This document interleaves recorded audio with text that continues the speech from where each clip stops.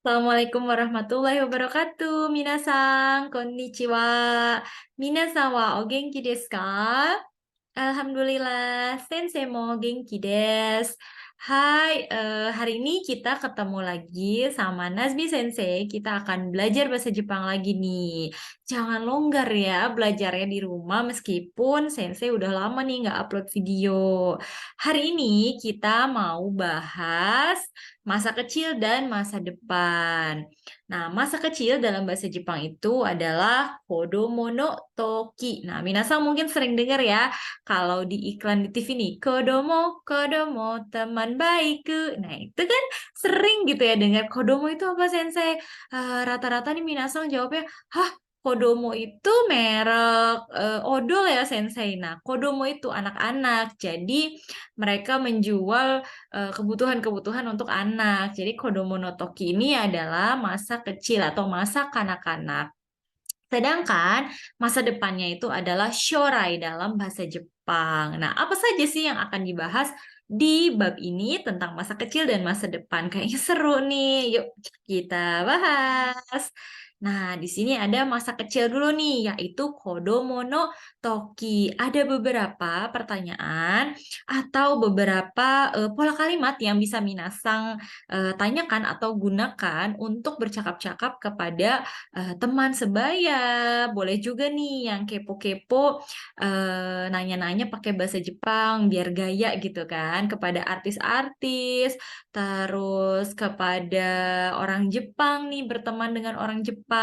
Kecil-kecil dulu aja apa namanya? Ngobrolnya seputar nama siapa, seputar lahir di mana. Nah, seperti ini ya, Sensei contohkan. Nah, gambar yang pertama itu ada gambar seorang ayah dan ibu yang memiliki anak nih. Kira-kira itu maksudnya kemana ya? So desu ne. Jadi, sensei contohkan ya. Watashi wa, sensei wa, Tasikmalaya de umaremashita. Sensei wa Tasikmalaya de umaremashita. Nah, sensei lahir di Tasik. Lalu yang kedua, watashi wa Cirebon de sodachimashita. Watashi wa Cirebon de sodachimashita. Dari kecil ke besar di Cirebon. So desu ne. Sensei tumbuh besarnya itu di Cirebon. Nah, lalu setelah menikah nih, Sensei pindah dari Cirebon ke Bandung. Maka Sensei dapat berbicara dengan menggunakan bahasa Jepang dengan pola Watashi wa Bandung ni hiko shimasu. Watashi wa Bandung ni hiko shimasu. Oke? Nah, sekarang kita latihan di rumah ya. Sensei yang nanya, Minasang jawab di rumah ya. Dicoba dulu. Hai Minasang. Minasang wa doko de umaremashita ka? Jawab di rumah. Sensei lanjutin ya. Minasang doko de sodachimashita ka? Oke, Sensei lanjutkan lagi. Pertanyaan ketiga. Minasang wa doko ni hiko shimasu ka? Nah, Sensei, tapi aku dari kecil sampai besar nggak pernah pindah. It's okay, nggak apa-apa. Berarti Minasang bisa menjawab doko ni mo hiko shimasen. Nah, Minasang ingat kan bentuk mas dan bentuk maseng. Bentuk positif dan bentuk negatifnya kata kerja yang maske atau bentuk mas gitu. Lalu tadi yang pertama Sensei sebutkan ketika Sensei lahir dan tumbuh itu kok pakainya mashita ya? Ingat kan? Apa mashita itu digunakan untuk? Betul sekali.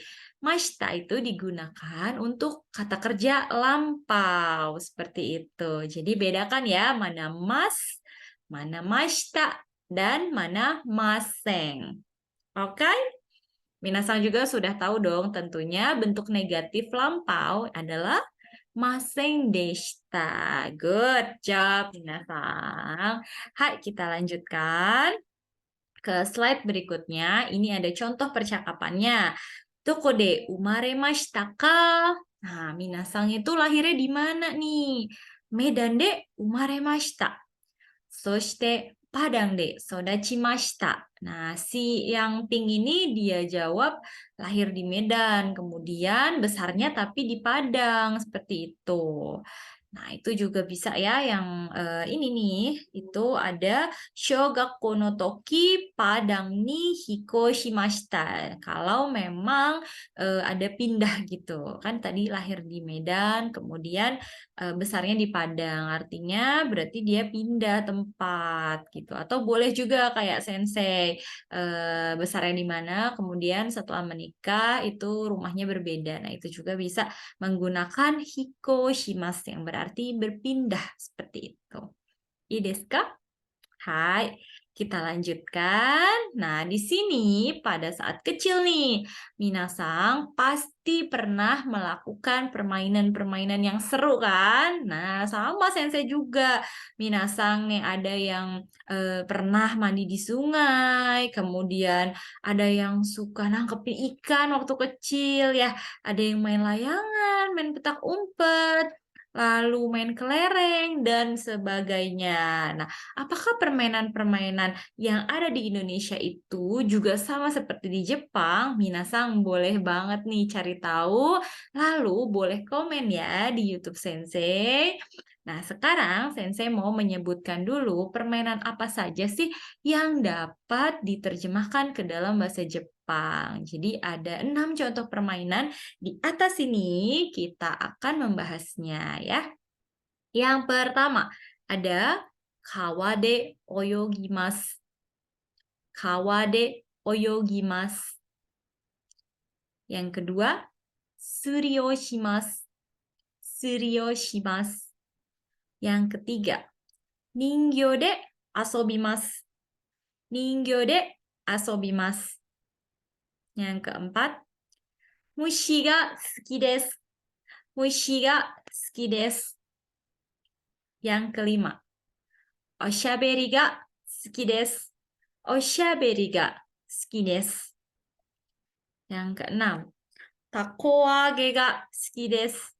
Takoage ga suki desu. Nah, dari keenam permainan ini, permainan apa yang pernah minasang lakukan saat kecil? Boleh komen di bawah, pakai bahasa Jepang ya. Kalau Sensei dulu suka main Barbie Paper, BP-BP-an gitu ya. Lalu Sensei juga pernah bermain boneka, mandi di sungai juga pernah ya. Selain itu, ada juga permainan yang bisa diterjemahkan ke dalam bahasa Jepang. Contohnya, petak umpet. Yaitu, apa itu petak umpet dalam bahasa Jepang? Ada yang tahu? Hai, kakurembo. Kakurembo o shimasu. Nah, itu boleh banget minasang untuk mengucapkan bahasa Jepangnya petak umpet seperti itu ya. Hai, kita lanjutkan tadi permainannya. Nah, sekarang ada contoh percakapannya. Chisai toki, kodomo no toki, donna kodomo deshita ka? Nah, kalau udah ada pertanyaan mengenai donna, berarti yang ditanyakan itu adalah seikaku atau sifatnya. Nah, minasang kan sudah pernah belajar ya mengenai ikeyoshi dan nakeyoshi, yaitu kata sifat yang berakhiran i dan kata sifat yang bukan berakhiran i. Nah, ada apa aja tuh yang menggambarkan karakteristik atau sifat seseorang? Ada ceria, pemalu, lucu, cantik, ganteng, kuat ya. Terus ada juga aktif gitu, sehat, nah seperti itu ya. Boleh Minasang nanti explore, buka kamusnya, buka Google Translate-nya, jadi supaya Minasang juga bisa cari tahu sendiri nih di rumah, supaya Minasang tambah semangat belajarnya ya. Hai, Sensei coba jawab nih ya, yang bawahnya. Genki na kodomo deshita. Nah, karena Genki itu bukan ikeyoshi, maka jangan lupa nih pakai naknya. Berarti jawabnya genki na kodomo deshita. Anak yang aktif katanya, anak yang sehat kuat seperti itu ya. Nah, kalau minasang nih waktu kecil anaknya seperti apa sih? Coba minasang jawab di rumah pakai bahasa Jepang ya. Nah, lalu di percakapan ini juga menceritakan permainan apa yang dilakukan saat masih kecil. Di sini contohnya itu ada yoku tsuri o shimashita. Tako age ga suki deshita. Nah, apapun boleh lebih dari satu permainan jika minasang ingin menjawabnya. Boleh banget. Kayak tadi Sensei ada 3, 4 permainan gitu ya. Atau bahkan semua permainan pernah minasang lakukan saat kecil itu boleh banget. Coba jawab ya di rumah kita latihan. Oke? Hai, selanjutnya di sini ada masa depan nih, yaitu Shorai no Toki. Apa saja sih yang bisa dilakukan saat masa depan? Sebenarnya banyak ya cita-cita yang ingin kita capai atau hal-hal yang ingin kita lakukan gitu pada saat dewasa nanti. Seperti contohnya di sini yang pertama di atas sana pojok itu ya yang ada startup-nya, yaitu cara bacanya adalah 会社を作ります。会社を作ります。Membangun perusahaan. Lalu yang kedua ada uchi o kaimasu. Uchi o kaimasu. Terlihat ya dari gambarnya. Lalu yang ketiga, Nihon ni ryugaku shimasu. Nihon ni ryugaku shimasu. Belajar di Jepang. Jadi ryugakunya sendiri itu artinya study abroad atau belajar di luar negeri gitu ya. Tapi negaranya sudah tercantum jadi bisa belajar di Jepang. Nah, Jepangnya ini bisa minasang ganti dengan negara lain. Misalnya mau di Amerika boleh, di Inggris, di Eropa boleh. Tinggal diganti aja ya. Misalnya jadi Igirisu ni ryugaku shimasu. Belajar di Inggris gitu. Boleh banget. Yang tadi juga yang membeli rumah itu juga boleh rumahnya diganti. Misalnya membeli mobil, kuruma o kaimasu, membeli penthouse misalnya, penthouse o kaimasu dan sebagainya. Boleh. Hai, lanjut. Nah, di situ tuh yang di atas sana nih pasti semua orang juga mau ya. Kekkon shimasu. Kekkon shimasu. Hai, menikah. Lalu yang di atas sensei ini ada Indonesia Daigaku de Benkyou shimasu. Indonesia Daigaku de Benkyou shimasu. Nah, itu dia tadi belajar di universitas yang ada di Indonesia. Indonesianya boleh diganti sama negara lain, oke? Nah, ini nih yang ketutupan sensei nih, ada kaisha de hatarakimasu. Sensei ke arah mana ya? Ke arah sini aja deh. Nah, kaisha de hatarakimasu yang berarti bekerja di perusahaan seperti itu. Dan terakhir yang ada di tengah sini itu adalah tsuyaku ni narimasu. Tsuyaku ni narimasu. Nah, tsuyaku itu adalah profesi penerjemah lisan. Nah, profesinya itu bisa minasang ganti dengan profesi lain yang minasang kehendaki. Misalnya sensei ya, mau jadi sensei nih, berarti sensei ni narimasu menjadi guru. Mau jadi dokter, Isyani Narimas mau jadi dokter. Boleh banget ya. Nah, ini dia beberapa profesinya yang bisa diterjemahkan ke dalam bahasa Jepang. Contoh-contohnya ya, sisanya bisa minasang explore sendiri melalui Google Translate atau melalui kamus yang minasang miliki di handphone atau kamus buku boleh banget dilihat ya. Hai, Sensei contohin tuh yang di paling atas sini. Nah, situ ya, yang paling atas itu ada sensei, sensei. Lalu ada pairoto, pairoto. Hai. Lalu ada keisatsu, keisatsu. Lalu ada isha, isha. Dan di bawahnya itu yang girl band itu ada idol. Hai, idol. Lalu sini seperti sensei ini ada komuin, komuin. Dan terakhir yang ketutupan sensei sini ada kashu, la la la la la gitu ya, kashu des. Nah, profesi lain bisa minasang cari tahu sendiri. Oke, hai kita lihat ke polanya. Jadi pola yang untuk pembelajaran masa depan ini adalah bentuk mas di situ ya, yang di pojok sana, bentuk mas yang dihapus atau diganti menjadi bentuk tai. Berarti mengungkapkan keinginan, tetapi keinginannya ini hanya untuk kata kerja, tidak bisa digunakan untuk kata benda. Misalnya, saya ingin handphone, itu tidak bisa menggunakan bentuk tai.